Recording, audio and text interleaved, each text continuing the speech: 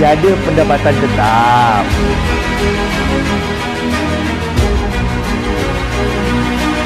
Kepala dia kata dia buka mata indigo, Ustaz.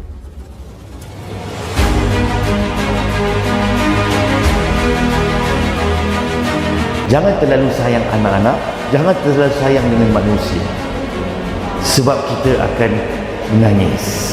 Kan? Sama ada ditinggalkan kita secara baik ataupun ditinggalkan kita secara tak baik.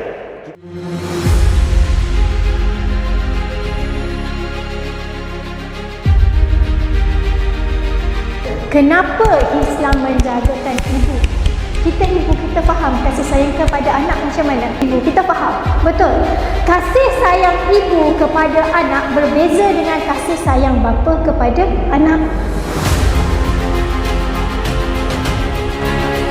Kita di mahkamah dunia, kita tuntut pula di mahkamah akhirat.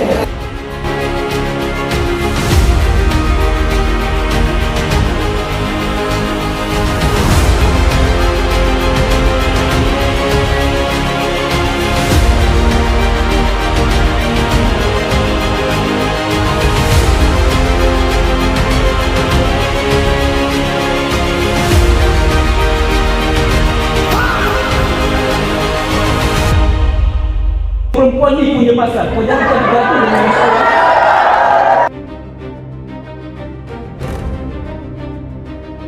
Defendant telah insaf dan mahu menyelamatkan perkahwinan ini secara sesi kaunseling. Sadarlah saya, kepala saya sanggup ditolak isteri dia.